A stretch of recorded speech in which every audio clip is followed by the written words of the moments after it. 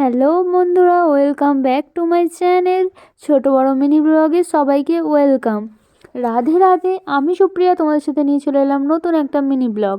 তো দেখতেই পাচ্ছ, আজকে আমাদের বাড়িতে ছিল গো পার্বণ। এই পুজোটা হয়, এই রিচুয়ালসটা হয় ঠিক কালী পুজোর পরে। মানে ধরো আজকে কালী পুজো শেষ হলো আর কালকে এই রিচুয়ালসটা পালন করতে হয় আমাদের। তো দেখতেই পাচ্ছ কী কী নিয়ে নিচ্ছি: চিরুনি, আয়না, শাঁখ, সন্দেশ, তার সাথে আছে ফল, তার সাথে আছে হলুদ, সিঁদুর, আলতা, পাখা।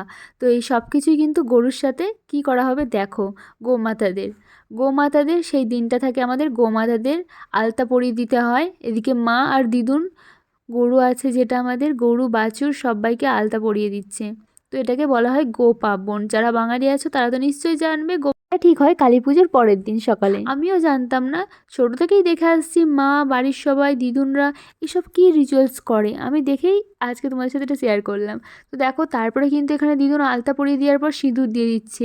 সিঁদুর, হলুদ ওদের টিপ পরিয়ে দিচ্ছে, বাছুরটাকেও পরিয়ে দিচ্ছে। তারপরে চিরুনি দিয়ে ভালো করে গায়ে আঁচড়ে দিচ্ছে। অনেকেই দেখে ভাবতে পারছো, বাবা আবার গরুর ভিডিও নাকি আবার ব্লগ বানিয়ে পোস্ট করে দিচ্ছে। ভাই কী দিনকাল পড়লো! তো এটা লজ্জার কোনো ব্যাপার নেই। ভগবান শ্রীকৃষ্ণও কিন্তু আমাদের গোমাতাদের খুব ভালোবাসতেন। যারা বাঙালি তারা তো অবশ্যই জানো। দেখতেই পাচ্ছ এখানে ভালো করে কিন্তু গাগুলোকে আঁচড়ে দেওয়া হচ্ছে, যেমন চুল আঁচড়াই আমরা, সেরকমই ওদের কিন্তু চুল আঁচড়ে দেওয়ার মতো করা হচ্ছে। সমস্ত লোম ভালো করে আঁচড়ে দিচ্ছে। তারপরে দেখবে এখানে ওদের মুখ দেখাবে। তো ভালো করে গাগুলো আঁচড়ে দিচ্ছে দিদুন আর মা মিলে। দেখতেই পাচ্ছ, শুনছে না ওরা মানা, একদমই ছটপট করছে ওরা। দেখতেই পাচ্ছ কি সুন্দর একটা তিলক টেনে দিয়েছে দিদুন, লাল তিলক টেনে দিয়েছে।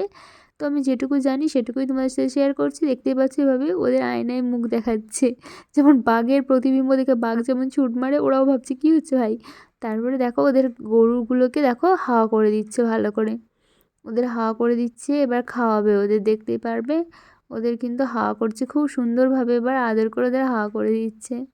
আর মা কালীর পুজোর প্রসাদ এটা, চিনি সন্দেশ, যার সাথে চিনি থাকে আর সন্দেশ থাকে।